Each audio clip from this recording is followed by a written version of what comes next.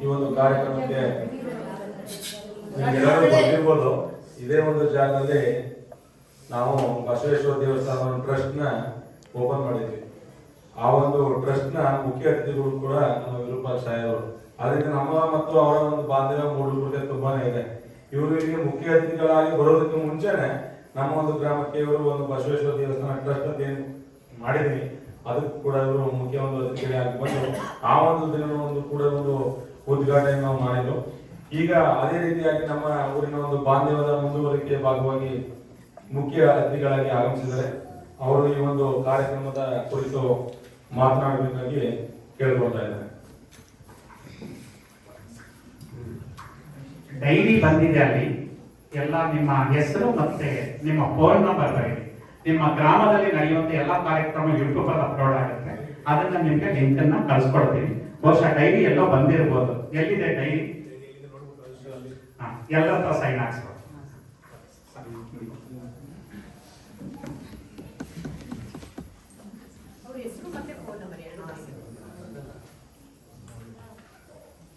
ಶ್ರೀ ಗುರು ಬಸವಲಿಂಗಾಯನವರು, ಗುರು ಬಸವಣ್ಣನವರನ್ನ ಎಲ್ಲ ಬಸವಾದಿ ಶರಣರನ್ನ ಸ್ಮರಿಸುತ್ತಾ ಇಲ್ಲಿ ವೇದಿಕೆ ಮೇಲಿರುವ ಎಲ್ಲ ಗಣ್ಯರು ಮತ್ತು ತಮ್ಮೆಲ್ಲರಿಗೂ ಶರಣಗಳನ್ನು ಅರ್ಪಿಸುತ್ತಾ ನನ್ನೊಂದೆರಡು ಮಾತುಗಳನ್ನು ನಾನು ಪ್ರಾರಂಭಿಸ್ತಾ ಇದ್ದೆ. ಈಗಾಗಲೇ ಅಕ್ಕವರು ತಮ್ಮ ಸ್ವಾಗತ ಭಾಷಣವನ್ನು ಮಾಡುವಾಗ ಎಂ ಕಲಬುರ್ಗಿ ಅವರ ಬಗ್ಗೆ ಕೆಲವು ಮಾತುಗಳನ್ನು ಆಡಿ ಅವರ ಪರಿಚಯವನ್ನು ತಾವು ಮಾಡಿಸಿಕೊಂಡಿದ್ದಾರೆ. ಎಂ ಕಲಬುರ್ಗಿ ಅವರು ಅವರ ಸಂದರ್ಶನದ ಒಂದು ಮಾತನ್ನ ಹೇಳ್ತಾರೆ. ನಾನು ಬದುಕಿದ್ದೇನೆ ಅಂತ ಹೇಳಿದ್ರೆ ಅದು ಎರಡು ವಿಷಯಗಳಿಗೆ ಅಂತ ಹೇಳ್ತಾರೆ. ಯಾವುದು ಎರಡು ಅಂದ್ರೆ, ಮೊದಲನೇದು ಕನ್ನಡ, ಎರಡನೆಯದು ಬಸವಣ್ಣ. ಈ ಎರಡು ವಿಷಯಗಳಿಗೆ ನಾನು ಬದುಕಿದ್ದೇನೆ, ನನ್ನ ಜೀವನ ಅವೆರಡು ವಿಷಯಗಳಿಗಿದೆ ಅಂತ ಹೇಳ್ತಾರೆ. ಬಹಳ ದೊಡ್ಡ ವಿದ್ವಾಂಸ. 25,000ಕ್ಕೂ ಹೆಚ್ಚು ಶಾಸನಗಳನ್ನ ಅವರು ಅಧ್ಯಯನ ಮಾಡಿದ್ದಾರೆ. ಶಾಸನ ಅಂದ್ರೆ ಗೊತ್ತಲ್ಲ, ಕಲ್ಲಿನಲ್ಲಿ ಕೆತ್ತಿರುವಂತಹದ್ದು, ತಾಮ್ರ ಶಾಸನಗಳು, ಹೀಗೆ ಬೇರೆ ಬೇರೆ ರೀತಿಯಾದಂತಹ ಶಾಸನಗಳು. 25,000ಕ್ಕೂ ಹೆಚ್ಚು ಶಾಸನಗಳನ್ನ ಅವರು ಅಧ್ಯಯನ ಮಾಡಿದ್ದಾರೆ. ಆ ಎಲ್ಲ ಅಧ್ಯಯನ ಮತ್ತು ಎಲ್ಲ ಪ್ರಮುಖ ಗ್ರಂಥಗಳನ್ನ, ಪ್ರಾಚೀನ ಗ್ರಂಥಗಳನ್ನ ಅವರು ಅಧ್ಯಯನ ಮಾಡಿದ್ದಾರೆ. ಬಹಳ ದೊಡ್ಡ ವಿದ್ವಾಂಸರು. ನಮ್ಮ ಊಹೆಗೆ ನಿಲುಕದಂತಹ ಮಹಾನ್ ವಿದ್ವಾಂಸರು ಅವರು ಎಂ ಕಲಬುರ್ಗಿ ಅವರು.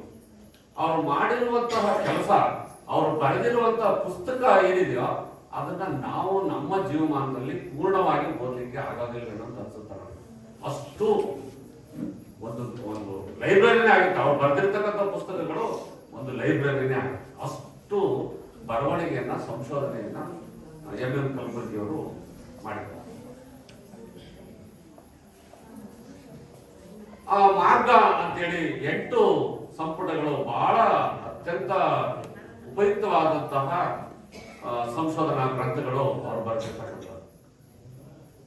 ಎಲ್ಲದಕ್ಕೂ ಕೂಡ ಅವರು ಸುಮ್ಮನೆ ಬರೆಯೋದಲ್ಲ, ಅವರು ಪುರಾಣದ ಕಥೆಗಳನ್ನ ಬರೀತಕ್ಕಂಥದ್ದಲ್ಲ. ಅವರು ಪುರಾಣದ ಕಥೆಗಳು ಅವು ಸುಳ್ಳು ಕಥೆಗಳು. ಪುರಾಣದ ಕಥೆಗಳು ಸುಳ್ಳು ಕಥೆಗಳು. ಆ ರೀತಿ ಸುಳ್ಳು ಬರೀತಕ್ಕಂಥದ್ದಲ್ಲ. ಅವರು ಪ್ರತಿಯೊಂದಕ್ಕೂ ಆಧಾರವನ್ನು ಕೊಟ್ಟು ಅವರು ಅದನ್ನ ಬರೆದಿರ್ತಕ್ಕಂಥದ್ದು.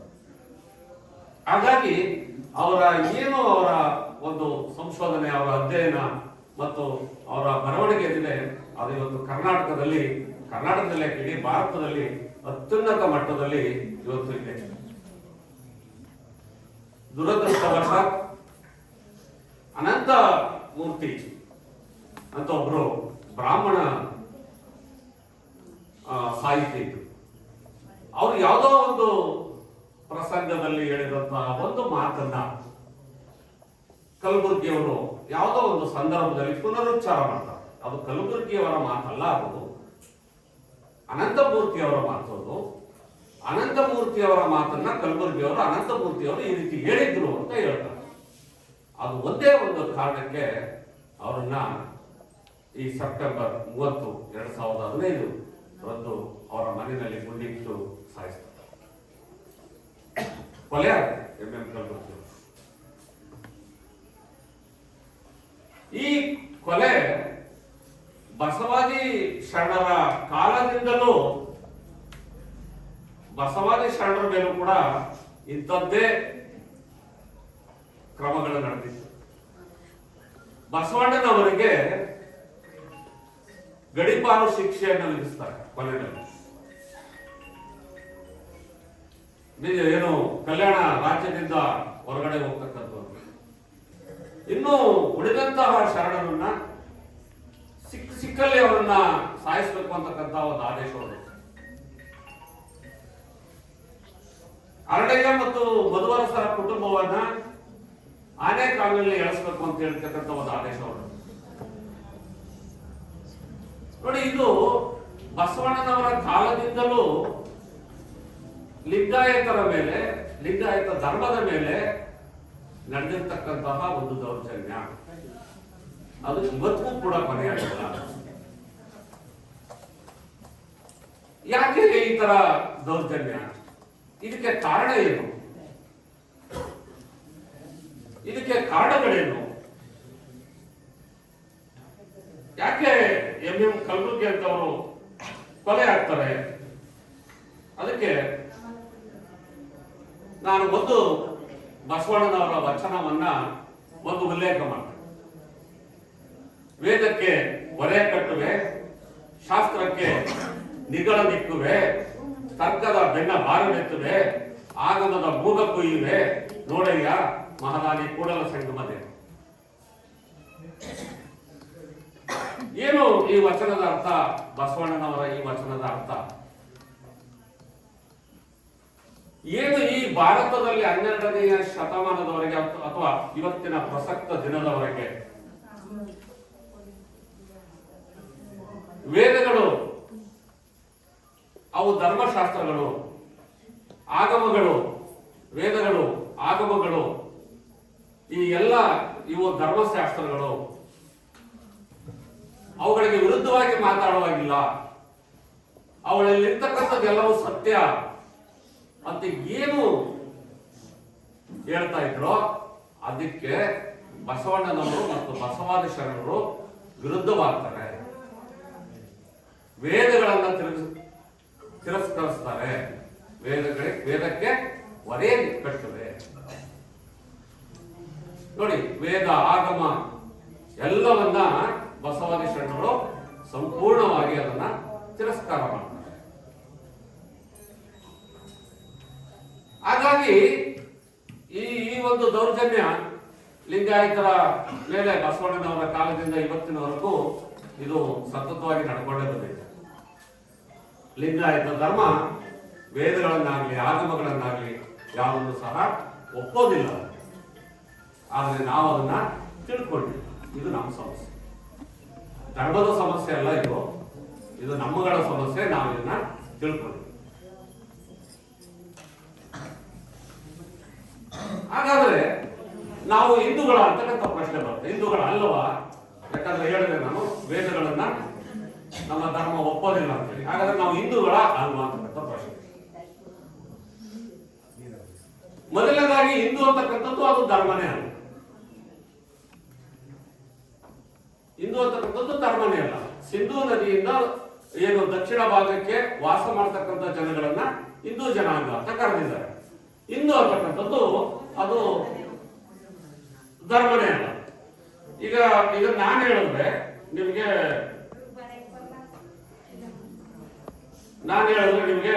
ಅದು ಏನಪ್ಪಾ ಇವರು ಹಿಂದೂಗಳು ಹಿಂದೂ ಧರ್ಮನೇ ಅಲ್ಲ ಅಂತಾರೆ. ಎಲ್ಲರೂ ಈ ದೇಶಾದ್ಯಂತ ಹಿಂದೂ ಧರ್ಮ ಅಂತೇಳಿ ಕೂಗಾಡ್ತಾ ಇದ್ದಾರೆ.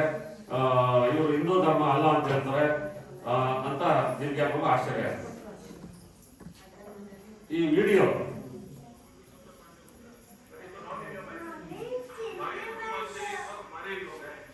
बहुत साइलेंट है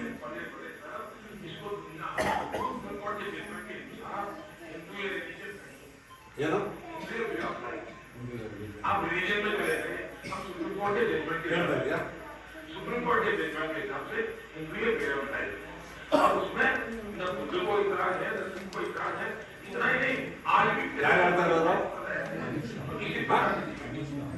आप इंटरप्रेट करते हैं नहीं करते ನರೇಂದ್ರ ಮೋದಿ ಅವರು हम इंटरप्रेट जो करते हैं सुप्रीम कोर्ट के जजमेंट के हिसाब से करते हैं वे ऑफ लाइफ ಅವರ ಸಂದರ್ಶನ ಕಾರ್ಯಕ್ರಮ ये हम लोग बीच में बोले थे हम आगे को ध्यान नहीं नीचे आगे को ध्यान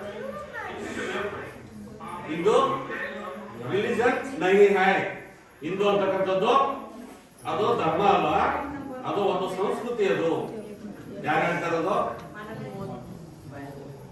ಪ್ರಧಾನಿ ನರೇಂದ್ರ ಮೋದಿ ಅವರು ಹೇಳ್ತಾರೆ. ನಾನು ಹೇಳಿದ್ರೆ ನೀವು ಸುಳ್ಳು ಹೇಳ್ತಾ ಇದ್ದೀರಿ ಅಂತ ಹೇಳ್ಬೋದು. ಹಾಗಾದ್ರೆ ವೇದ ಆಗಮ ಇವೆಲ್ಲ ಬರ್ತಾವಲ್ಲ, ಇದು ಯಾವ ಧರ್ಮ ಅಂದ್ರೆ ಅದು ಸನಾತನ ಧರ್ಮ. ಸನಾತನ ಧರ್ಮ. ಈ ಸನಾತನ ಧರ್ಮದ ಏನು ಧರ್ಮ ತತ್ವಗಳಿದೆ ಅದನ್ನ ಬಸವಣ್ಣನವರು, ಬಸವಾದಿ ಶರಣರು ಅದನ್ನ ಸಂಪೂರ್ಣವಾಗಿ ನಿರಾಕರಿಸಿ ಅವರು ಲಿಂಗಾಯತ ಅಂತೇಳಿ ಹೊಸ ಧರ್ಮವನ್ನ ಸ್ಥಾಪನೆ ಮಾಡಿದ್ರು 12ನೇ ಶತಮಾನ. ಈಗಾಗಲೇ ಶಿವಪ್ರಸಾದ್ ಅಣ್ಣ ಅವರು ಮಾತಾಡ್ತಾ ಹೇಳಿದ್ರು, ಹೆಂಗಸರಿಗೆ ಸಮಾನತೆ ಇಲ್ಲ ಯಾವುದೇ ಧರ್ಮದಲ್ಲಿ. ಪ್ರಪಂಚದಲ್ಲಿ ಲಿಂಗಾಯತ ಧರ್ಮ ಬಿಟ್ರೆ ಬೇರೆ ಯಾವುದೇ ಧರ್ಮದಲ್ಲಿ ಲಿಂಗಾಯತರಿಗೆ ಸಮಾನತೆ ಇಲ್ಲ. ಅದು ಸತ್ಯವಾದ ಮಾತು. ಎಲ್ಲ ರೀತಿಯ ಧಾರ್ಮಿಕ ಸಮಾನತೆಯನ್ನು ಕೊಟ್ಟಿರ್ತಕ್ಕಂಥದ್ದು ಕೇವಲ ಲಿಂಗಾಯತ ಧರ್ಮ ಮಾತ್ರ ಹೆಣ್ಣು ಮಕ್ಕಳಿಗೆ. ಬೇರೆ ಯಾವುದೇ ಧರ್ಮದಲ್ಲಿ ಕ್ರಿಶ್ಚಿಯನ್, ಮುಸ್ಲಿಂ, ನೀವು ಬೌದ್ಧ, ಬುದ್ಧ ಧರ್ಮದಲ್ಲಿ ಅಷ್ಟೊಂದು ಹೇಳ್ತಾರೆ. ಬುದ್ಧ ಅವರ ಹೆಂಡತಿ ಮತ್ತು ತಾಯಿಗೆ ಧರ್ಮ ಭಿಕ್ಷೆಯನ್ನ ಕೊಡಬೇಕು ಅಂತ ಕೇಳ್ಕೊಂಡಾಗ ಹೆಂಗಸರಿಗೆ ಧರ್ಮ ಭಿಕ್ಷೆಯನ್ನ ಕೊಡ್ಲಿಕ್ಕೆ ಆಗೋದಿಲ್ಲ ಅಂತ ಬುದ್ಧರು ಹೇಳಿದ್ರು ಅಂತಕ್ಕಂಥ ಒಂದು ವಾದ ಇದೆ ಅವರ ಹೆಂಡತಿ ಮತ್ತು ಅವರ ತಾಯಿಗೆ. ಕೊನೆಗೆ ಬಹಳ ಒತ್ತಾಯದ ನಂತರ ಬುದ್ಧ ಅವರ ಹೆಂಡತಿ ಮತ್ತು ತಾಯಿಗೆ ಬುದ್ಧ ಧರ್ಮದ ದೀಕ್ಷೆಯನ್ನ ಕೊಟ್ಟರು ಅಂತಕ್ಕಂಥ ಒಂದು ಪ್ರಸಂಗ ಕೂಡ ಕೆಲವು ಕಡೆ ಉಲ್ಲೇಖ ಇದೆ.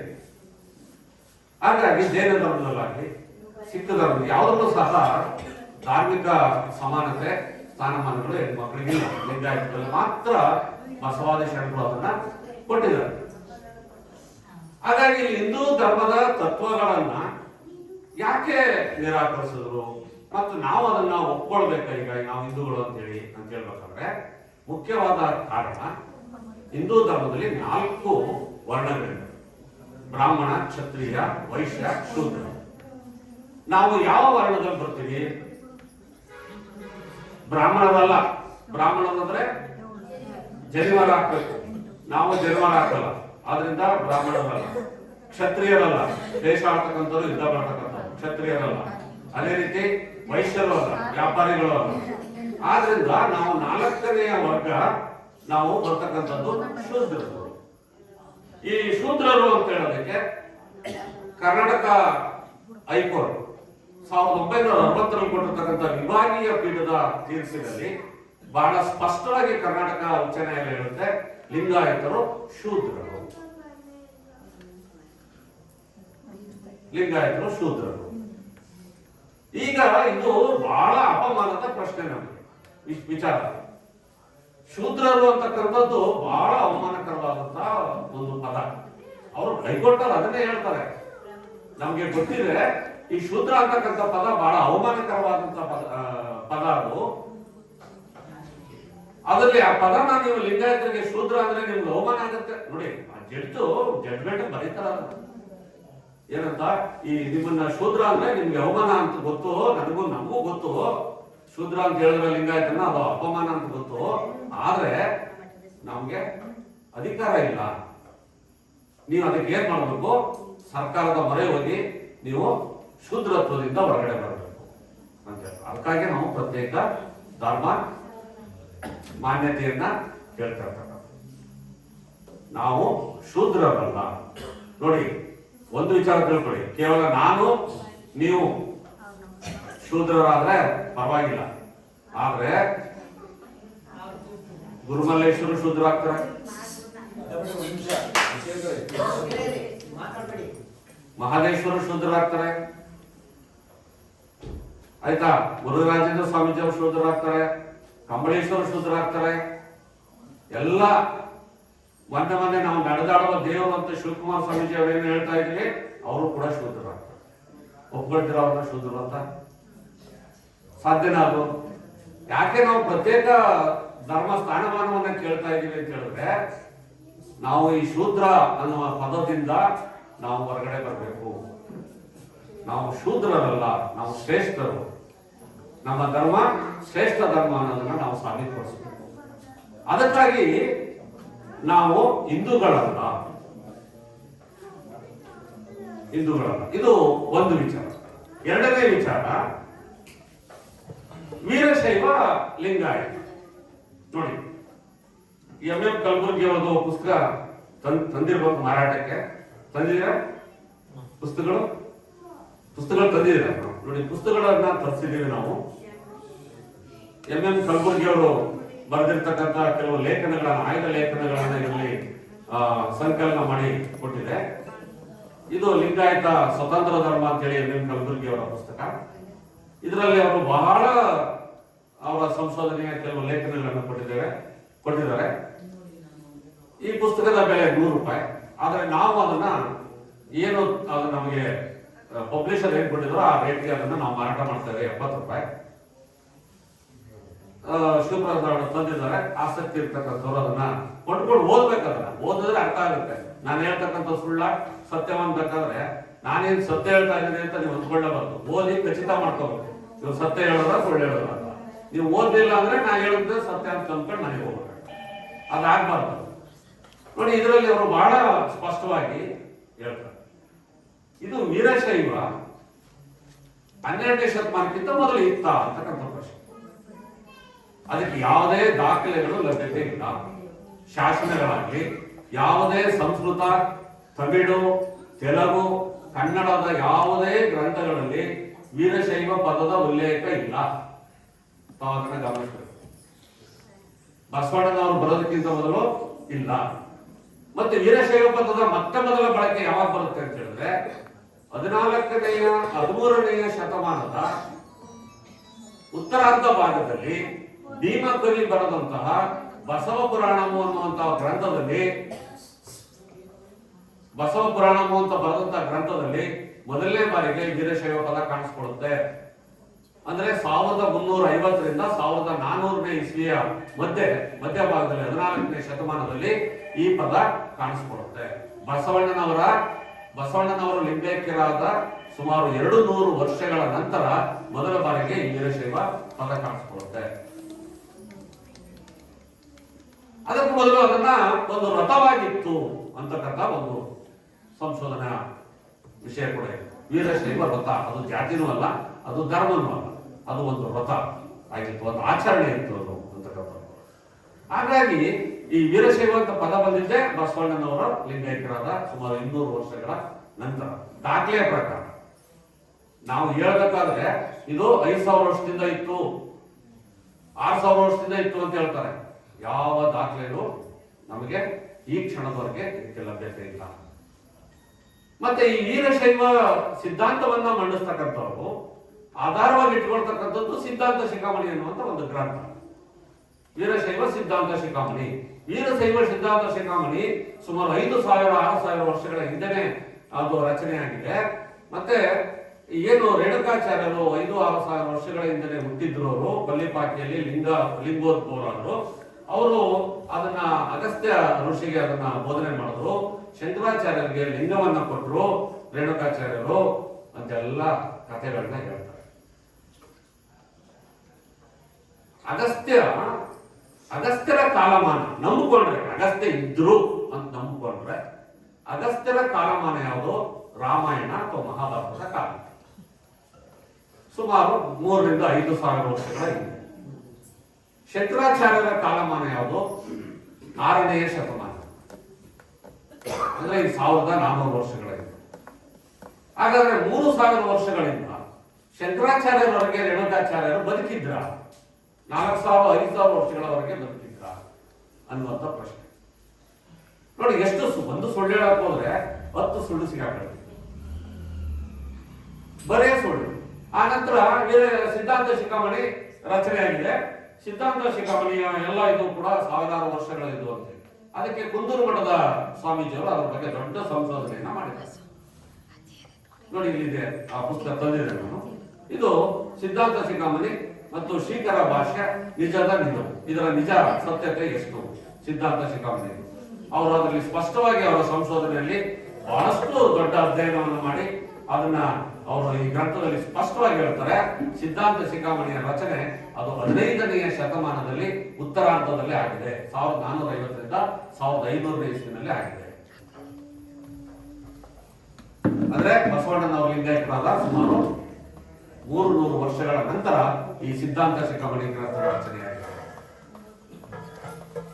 ಎಲ್ಲ ಸುಳ್ಳು. 4000 ವರ್ಷದಿಂದ ಇತ್ತು ವೀರಶೈವ, 5000 ಬಸವಣ್ಣ ಬಂದಲ್ಲಿ ಸೇರ್ಕೊಂಡ್ರು, ಎಲ್ಲ ಸುಳ್ಳು. ಅದಕ್ಕೆ ಯಾವ ಇದಿಲ್ಲ, ಎಲ್ಲ ಕಾಗಕ್ಕ ಗುಬ್ಬಕ್ಕೆ ಕಟ್ಟೆ, ಯಾವ ಆಧಾರನೂ ಅದಕ್ಕಿಲ್ಲ. ಆದ್ರಿಂದ ಈ ವೀರಶೈವ ಅಂತಕ್ಕಂಥದ್ದು ಅಲ್ಲ, ಲಿಂಗಾಯತ ಅಂತಕ್ಕಂಥ ಇದರಲ್ಲಿ ಎಂ ಕಲಬುರ್ಗಿ ಅವರ ಲೇಖನಗಳನ್ನ ತಾವು ಓದ್ಬೇಕು. ಅದರಲ್ಲಿ ತಮಗೆ ಮನದಟ್ಟಾಗುತ್ತೆ. ಈಗಿನ ರಂಭಾಪುರಿ ಪೀಠ ಏನಿದೆಯೋ ಆ ರಂಭಾಪುರಿ ಪೀಠ ಅದು ರಂಭಾಪುರಿ ಒಂದು ಸಂಸ್ಥಾನ ಅವರ ವಶಕ್ಕೆ ಬಂದಿದ್ದೇ 16ನೇ ಶತಮಾನದಲ್ಲಿ ಇರ್ತಕ್ಕಂಥದನ್ನ ಶಾಸನದ ಸಹಿತವಾಗಿ ಕಲಬುರ್ಗಿ ಅವರ ಪುಸ್ತಕದಲ್ಲಿ ಹೇಳ್ತಾರೆ. ರಂಭಾಪುರಿ ಮಠ ಅದು ಮೊದಲು ಬೇರೆ ಮಠ, ಬೇರೆ ಸಂಸ್ಥಾನ ಆಗಿತ್ತು. ಇವರು ಅದನ್ನ ಆಕ್ರಮಿಸಿಕೊಂಡು ತಮ್ಮದನ್ನಾಗಿ ಮಾಡಿಕೊಂಡ್ರು ಅಂತೇಳಿ ಅವರು 16ನೇ ಶತಮಾನದಲ್ಲಿ ಅದನ್ನ ತಮ್ಮದಾಗಿ ಮಾಡಿಕೊಂಡ್ರು ಅಂತಕ್ಕಂಥ ಒಂದು ಸ್ಪಷ್ಟವಾದ ಇದನ್ನ ಅಲ್ಲಿ ಇರತಕ್ಕಂಥ ಶಾಸನದ ಆಧಾರದ ಮೇಲೆ ಅವರು ಎಂ ಕಲಬುರ್ಗಿ ಅವರು ಈ ಪುಸ್ತಕದಲ್ಲಿ ಉಲ್ಲೇಖ ಮಾಡಿದ್ದಾರೆ. ನೋಡಿ, ಇಷ್ಟೆಲ್ಲ ಇದ್ರೂ ಸಹ ನಮ್ಮಲ್ಲಿ ಈ ವೀರಶೈವ ಅಂತಕ್ಕಂಥದ್ದೇ ಸರಿ, ವೀರಶೈವ ಆಮೇಲೆ ಲಿಂಗಾಯತ ಅದು ತಪ್ಪು. ನಮ್ದೇನಿದ್ರು ಲಿಂಗಾಯತ ಅಷ್ಟೇ, ವೀರಶೈವ ಅಲ್ಲ. ಅದನ್ನ ಹೇಳೋದಕ್ಕೆ ಯಾವುದೇ ಸಂಕೋಚ, ಯಾವುದೇ ಭಯ, ಆತಂಕ ಬೇಕಾಗಿಲ್ಲ. ನಾವು ಹಿಂದೂಗಳು ಅಲ್ಲ, ನಾವು ವೀರಶೈವರು ಅಲ್ಲ, ನಾವು ಲಿಂಗಾಯತರು, ಲಿಂಗವಂತರು. ನೋಡಿ, ಇನ್ನೊಂದು ವಿಷಯ, ವಚನಗಳಲ್ಲಿ ಲಿಂಗಾಯತ ಲಿಂಗವಂತ ಪದಗಳಿದೆಯೇ ಹೊರತು ವೀರಶೈವ ಪದ ಇಲ್ಲ. ಅದನ್ನ ತಾವು ಗಮನಿಸಬೇಕು. ವಚನಗಳಲ್ಲಿ ಆ ರೀತಿ ಇದ್ದಿದ್ರೆ ಬರಿತಾ ಇದ್ರು ಅವರು, ವೀರಶೈವ ಅಂತ ಬರಿತಾ ಇದ್ರು ಶರಣರು. ಆದ್ರೆ ಅಂತ ಉಲ್ಲೇಖ ಇಲ್ಲ. ಲಿಂಗವಂತ, ಲಿಂಗಾಯತ ಇಂತಹ ಉಲ್ಲೇಖಗಳು ನಮ್ಮ ವಚನಗಳಲ್ಲಿ ಕಂಡು ಬರ್ತವೆ. ಸೊ ಹಾಗಾಗಿ ಎಲ್ಲ ಆಧಾರ ಪೂರ್ವಕವಾಗಿ ವೀರಶೈವ ಅಂತಕ್ಕಂಥದ್ದು ಅಲ್ಲ, ಲಿಂಗಾಯತ. ಈಗಾಗಲೇ ಪ್ರಸಾದಣ್ಣ ಅವರು ಮಾತಾಡ್ತಾ ಈ ವೀರಶೈವ ಏನು ಜಾತಿ ಪ್ರಮಾಣ ಪತ್ರದ ಬಗ್ಗೆ ನಮ್ಮ ಇವರು ಒಂದು ಪ್ರಶ್ನೆಯನ್ನು ಕೇಳಿದ್ರು. ಈ ವೀರಶೈವ ಪದ ಈ ಜಾತಿ ಪ್ರಮಾಣ ಪತ್ರದಲ್ಲಿ ಸೇರ್ಬೇಕಾದ್ರೆ ಎಂ.ಟಿ. ಪ್ರಕಾಶ್ ಅವರು ಮಂತ್ರಿ ಆಗಿದ್ದಾಗ ಅವರೇ ಕಾರಣ. ಒಂದು ಜಾತಿ ಪ್ರಮಾಣ ಪತ್ರವನ್ನ ಸರ್ಕಾರ ಕೊಡಬೇಕಾದ್ರೆ ಅದಕ್ಕೆ ಕೆಲವು ಕ್ರಮಗಳಿದೆ. ಅದೇನು ಅಂತ ಹೇಳಿದ್ರೆ ಮೊದಲು ಅದ್ರ ಬಗ್ಗೆ ಪ್ರಪೋಸಲ್ ಬರೋದು, ಏನೋ ಒಂದು ಸೂಚನೆ ಬರೋದು, ಏನು ಇದನ್ನ ನಾವು ಒಂದು ಜಾತಿಯನ್ನಾಗಿ ಸೇರಿಸಬಹುದಾ, ಜಾತಿ ಲಿಸ್ಟ್ ನಲ್ಲಿ ಪಟ್ಟಿಯಲ್ಲಿ ಸೇರಿಸಬಹುದಾ. ಆ ನಂತರ ಅದು ಸಂಬಂಧಿಸಿದ ಕಾನೂನು ಇಲಾಖೆ ಮತ್ತು ಸಂಬಂಧಿಸಿದ ಇಲಾಖೆಯಲ್ಲಿ ಅದು ಪರಿಶೀಲನೆ. ಆ ಪರಿಶೀಲನೆ ಆದ ನಂತರ ಅದು ಕ್ಯಾಬಿನೆಟ್ ಅಲ್ಲಿ ಬರ್ತದೆ. ಮುಖ್ಯವಾಗಿ ಅಂದ್ರೆ ಮಂತ್ರಿಮಂಡಲ ಸಭೆಯಲ್ಲಿ ಅದು ಒಂದು ಚರ್ಚೆ ಆಗ್ತದೆ. ಆ ಚರ್ಚೆ ಆದ ನಂತರ ಮತ್ತು ಅದು ಒಪ್ಪಿಗೆ ಆದ್ರೆ ಮಂತ್ರಿಮಂಡಲ ಸಭೆಯಲ್ಲಿ, ನಂತರ ಅದು ಸರ್ಕಾರದಿಂದ ಸಂಬಂಧಿಸಿದ ಇಲಾಖೆಯಲ್ಲಿ ಗೆಜೆಟ್ ನೋಟಿಫಿಕೇಶನ್ ಆಗುತ್ತೆ. ಇಷ್ಟು ಕ್ರಮಗಳು ನಡೆಯಬೇಕು. ಆದ್ರೆ ಜಾತಿ ಪ್ರಮಾಣ ಪತ್ರದಲ್ಲಿ ವೀರಶೈವ ಅಂತ ಸೇರಿಸೋದಕ್ಕೆ ಇದು ಯಾವ ಪ್ರಕ್ರಿಯೆನೂ ನಡೆದಿಲ್ಲ. ಈಗಾಗಲೇ ನಮ್ಮ ಜಾಗತಿಕ ಲಿಂಗಾಯತ ಮಹಾಸಭೆಯ ಕೆಲವು ಸದಸ್ಯರು ಮಾನ್ಯ ಉಚ್ಚ ನ್ಯಾಯಾಲಯದಲ್ಲಿ ಇದರ ಬಗ್ಗೆ ರಿಟ್ ಪಿಟಿಷನ್ ಹಾಕಿದ್ದಾರೆ. ಈ ಏನು ಜಾತಿ ಪ್ರಮಾಣ ಪತ್ರದಲ್ಲಿ ವೀರಶೈವ ಆಗ್ತಿದೆ ಅದನ್ನ ತೆಗೆದುಹಾಕ್ಬೇಕದು, ಅದನ್ನ ಅಕ್ರಮವಾಗಿ 2002ರಲ್ಲಿ ಕಾನೂನು ಬಾಹ್ಯವಾಗಿ ಅದನ್ನ ಸೇರಿಸಿದ್ದಾರೆ, ಅದನ್ನ ತೆಗೆದುಹಾಕ್ಬೇಕು ಅಂತ ಹೇಳಿ ರಿಟ್ ಪಿಟಿಷನ್ ಹಾಕಿ ಅದು ಈಗಾಗಲೇ 2 ತಿಂಗಳಲ್ಲಿ ಅದು ಆರ್ಗ್ಯುಮೆಂಟ್ ಬರಬೇಕಾಗಿತ್ತು. ಅದು ಹೈಕೋರ್ಟ್ ಅಲ್ಲಿ ಟೈಮ್ ರೀಚ್ ಆಗಲಿಲ್ಲ, ಹಂಗಾಗಿ ಅದು ರೀಚ್ ಆಗಲಿಲ್ಲ. ಈಗ ಡಿವಿಷನ್ ಬೆಂಚ್ ಏನೋ ವಿಭಾಗೀಯ ಪೀಠ ರಚನೆ ಆಗುತ್ತೆ.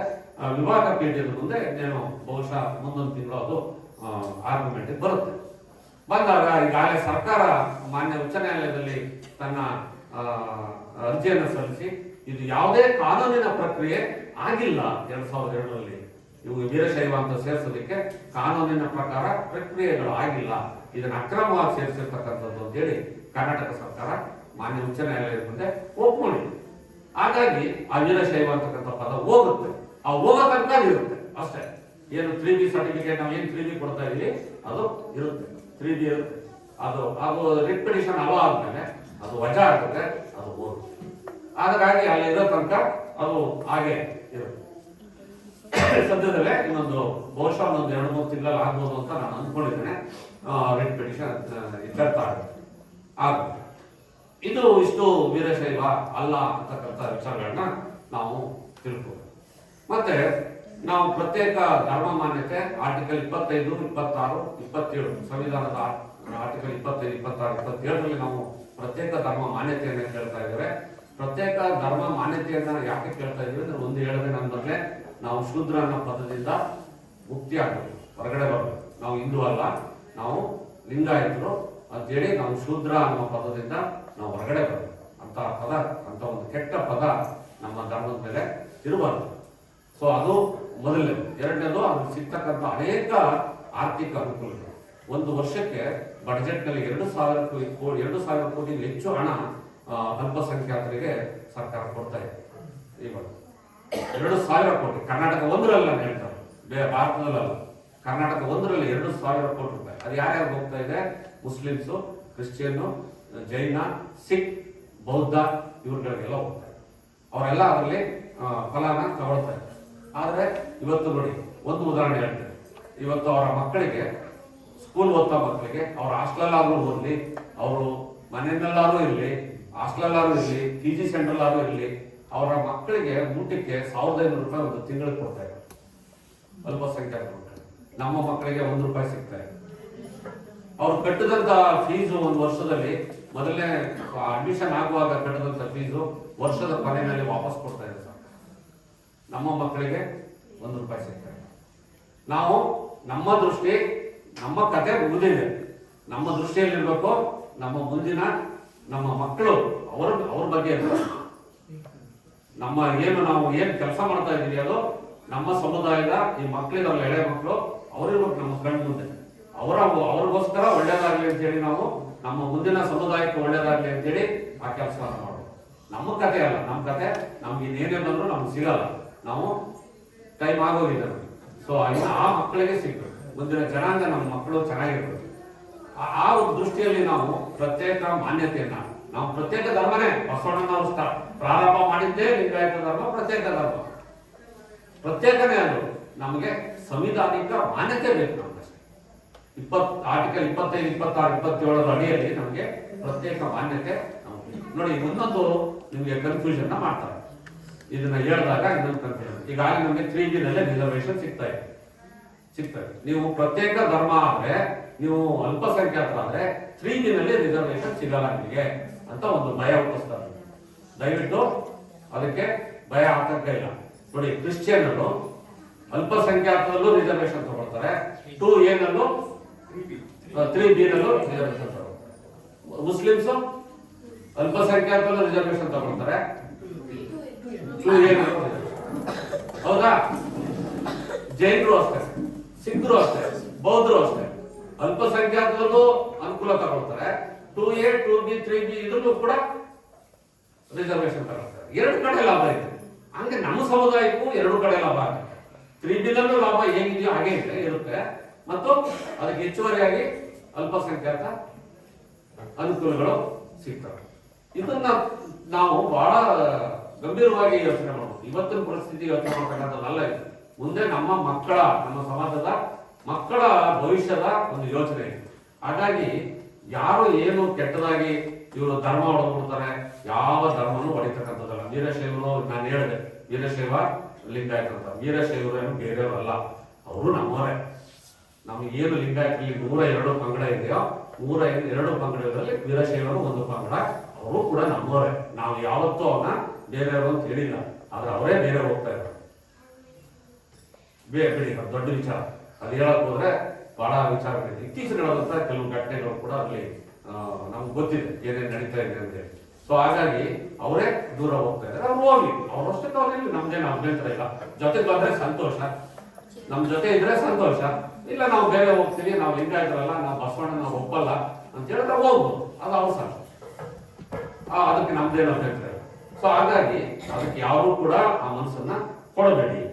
ಮತ್ತೆ ಇನ್ನೊಂದು ತಮಗೆ ಗಮನಕ್ಕೆ ತರಬೇಕಾದಂಥ ವಿಚಾರ, ಹೋದ ವರ್ಷ ಸೆಪ್ಟೆಂಬರ್ ತಿಂಗಳಲ್ಲಿ ಕರ್ನಾಟಕ ಸರ್ಕಾರ ಬಸವಣ್ಣನವರನ್ನ ಕರ್ನಾಟಕ ಸಾಂಸ್ಕೃತಿಕ ನಾಯಕರು ಅಂತೇಳಿ ಘೋಷಣೆಯನ್ನ ಮಾಡಿದೆ.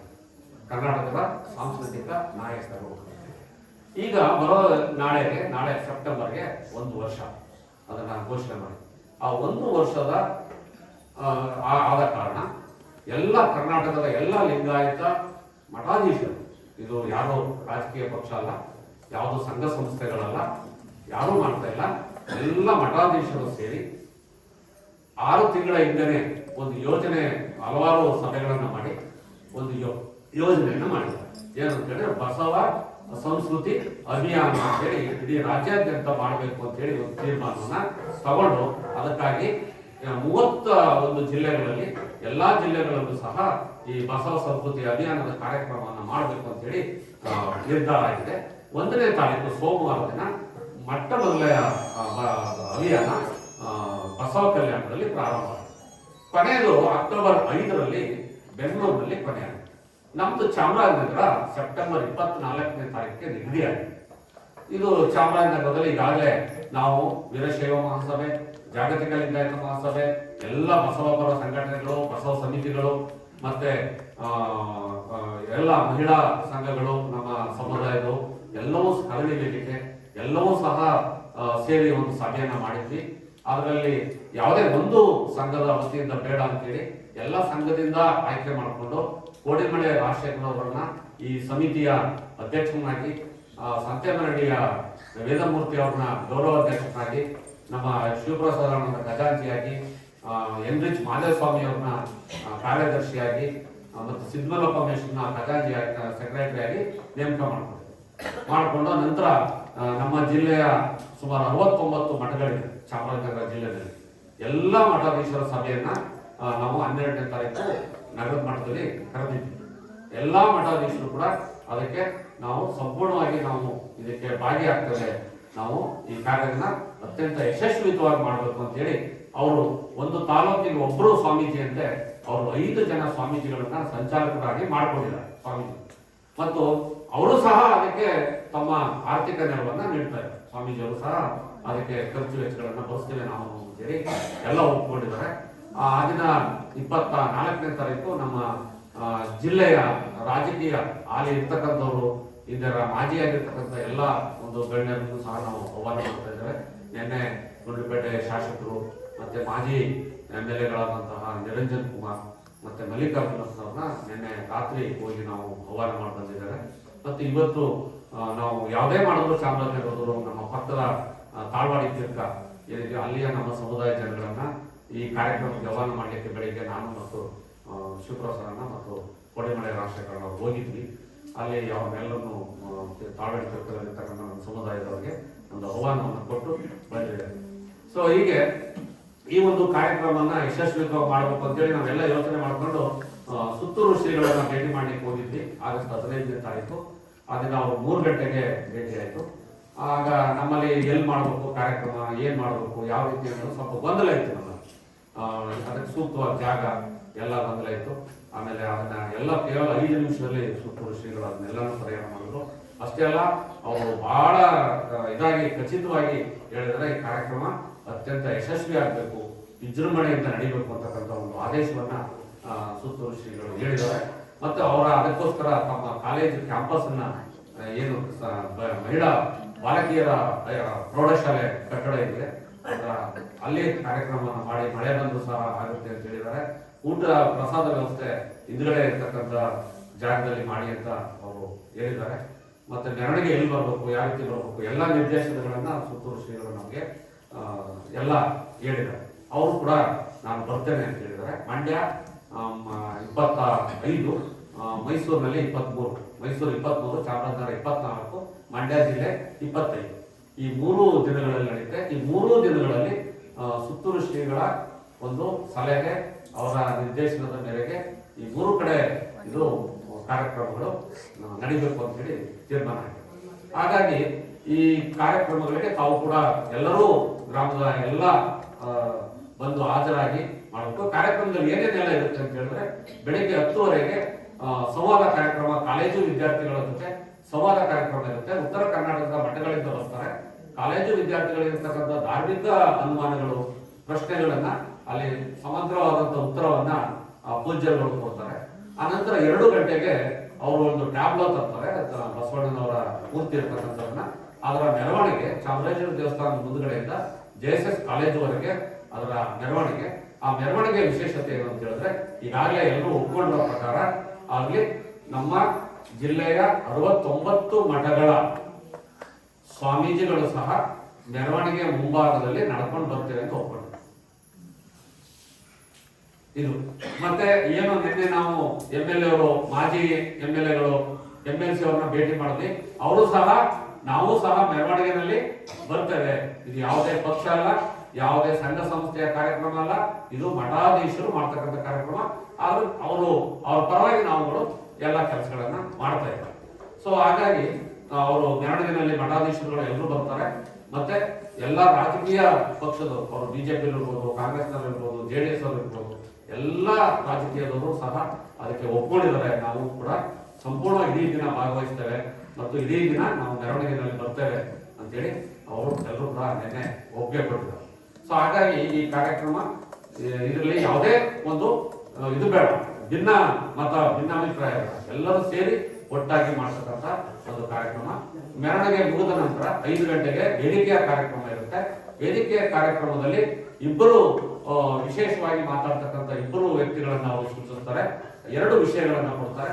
ಆ 2 ವಿಷಯಗಳ ಮೇಲೆ ಇಬ್ಬರು ವ್ಯಕ್ತಿಗಳು ಮಾತಾಡ್ತಾರೆ ಮತ್ತು ಉಳಿದಂತಹ ಏನು ಅಲ್ಲಿ ವೇದಿಕೆಯಲ್ಲಿ ಇರ್ತಾರೋ ಅವುಗಳದ್ದು ಮಾತಿರುತ್ತೆ.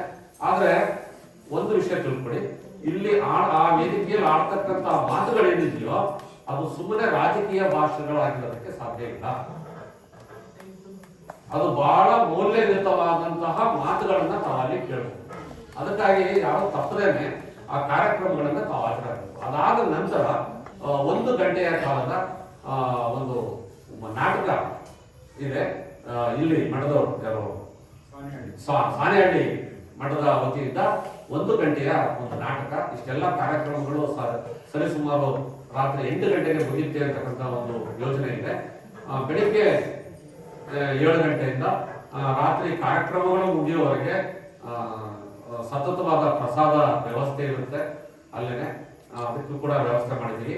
ಸೊ ಹಾಗಾಗಿ ಈ ಒಂದು ಕಾರ್ಯಕ್ರಮದಲ್ಲಿ ತಾವು ಎಲ್ಲರೂ ಸಹ ಭಾಗಿಯಾಗಬೇಕು. ಮತ್ತೆ ಯಾರು ಓದಿರ್ತಕ್ಕಂಥ ಯುವಕರಿದ್ದೀರಿ, ವಿದ್ಯಾವಂತ ಯುವಕರಿದ್ದೀರಿ, ಮುಖ್ಯವಾಗಿ ತಾವು ಸಂವಾದ ಕಾರ್ಯಕ್ರಮದಲ್ಲಿ 10:00 ಭಾಗಿಯಾಗಿ ತಮಗೆ ಏನಿರುತ್ತೋ ಇದ್ದಂತಹ ಒಂದು ಅನುಮಾನಗಳು, ಧಾರ್ಮಿಕ ವಿಚಾರದಲ್ಲಿ ಅನುಮಾನಗಳು, ಅದನ್ನ ಮುಕ್ತವಾಗಿ ಕೇಳಿ ಅಲ್ಲಿ ಬಹಳ ಹಿರಿಯರಾದಂತಹ ಪೂಜ್ಯರುಗಳು ಅದರಲ್ಲಿ ಭಾಗವಹಿಸ್ತಾರೆ. ನೇರವಾಗಿ ಅವರೇ ನಿಮ್ಮ ಸಮಸ್ಯೆಗಳಿಗೆ ಪರಿಹಾರವನ್ನು ಹೇಳ್ತಾರೆ, ಅದಕ್ಕೆ ಉತ್ತರವನ್ನು ಕೊಡ್ತಾರೆ. ಹಾಗಾಗಿ ವಿದ್ಯಾವಂತ ಯುವಕ ಯುವತಿಯರು ದಯಮಾಡಿ ಅದನ್ನ 10:00 JSS ಕಾಲೇಜು ಬಾಲಕಿಯರ ಪ್ರೌಢಶಾಲೆಯ ಆವರಣದಲ್ಲಿ ಸಂವಾದ ಕಾರ್ಯಕ್ರಮಕ್ಕೆ ದಯಮಾಡಿ ಬನ್ನಿ. ತಾವೆಲ್ಲರೂ ಭಾಗವಹಿಸಿ ಮೆರವಣಿಗೆ ಬಹಳ ವಿಜೃಂಭಣೆಯಿಂದ ಆಗಬೇಕು. ನಾವು ನಮ್ಮ ಒಗ್ಗಟ್ಟನ್ನ ನಾವು ತೋರಿಸ್ಬೇಕಾಗಿದೆ. ಪಕ್ಷಾತೀತವಾಗಿ ಯಾವುದೇ ಗುಂಪುಗಾರಿಕೆ ಇಲ್ಲದೆ ನಾವು ಒಗ್ಗಟ್ಟಿದ್ದೀವಿ ಅಂತಕ್ಕಂಥದನ್ನ ತೋರಿಸಲಿಕ್ಕೆ ಒಂದು ಅವಕಾಶ ಇದೆ. ದಯಮಾಡಿ ಅದನ್ನ ಮನಗಂಡು ಎಲ್ಲರೂ ಸಹ ಬನ್ನಿ. ಅದ್ರಲ್ಲಿ ಆಗ್ತಕ್ಕಂಥ ಏನು ಕಾರ್ಯಕ್ರಮ ಅದರಲ್ಲಿ ಬಹಳ ಪರಿಣಾಮ ಬೀರುವಂತಹ ಕಾರ್ಯಕ್ರಮ ಆಗಬೇಕು ಅದು ಅನ್ನೋದು ಎಲ್ಲರ ಉದ್ದೇಶ. ಅದಕ್ಕೋಸ್ಕರ ಸ್ವಾಮೀಜಿ ಎಲ್ಲ ಮಠದವರು ನಾವು ಕೂಡ ಮೆರವಣಿಗೆ ಬರ್ತೀವಿ ಅಂತ ಹೇಳಿರ್ತಕ್ಕಂಥದ್ದು ಅರ್ಥ ಮಾಡ್ಕೊಳ್ಳಿ. ಸೊ ಹಾಗಾಗಿ ತಾವೆಲ್ಲರೂ ಆ ಕಾರ್ಯಕ್ರಮಕ್ಕೆ ಬರಬೇಕು ಅಂತೇಳಿ ಈ ಮೂಲಕ ತಮಗೆ ಆಹ್ವಾನವನ್ನ ನಾನು ನೀಡ್ತಾ ಇದ್ದೇನೆ. ಮತ್ತೆ ಇಷ್ಟೆಲ್ಲ ಮಾತಾಡಲಿಕ್ಕೆ ಅವಕಾಶ ಮಾಡಿಕೊಡ್ತಕ್ಕಂಥ ವಚನ ಕುಮಾರಸ್ವಾಮಿ ಅಣ್ಣ ಅವರು ಮತ್ತು ರೂಪಾ ಕುಮಾರಸ್ವಾಮಿ ಅಕ್ಕ ಅವರು ಮತ್ತು ಇಲ್ಲಿ ವೇದಿಕೆಯಲ್ಲಿರ್ತಕ್ಕಂಥ ಎಲ್ಲರೂ ತಮ್ಮ ಎಲ್ಲ ಹುಡುಗರ ಎಲ್ಲ ಗ್ರಾಮಸ್ಥರಿಗೆ ನಾನು ಶರಣಾರ್ಥಿಗಳನ್ನು ಅರ್ಪಿಸುತ್ತಾ ನನ್ನ ಮಾತನ್ನು ಮುಗಿಸ್ತೇನೆ.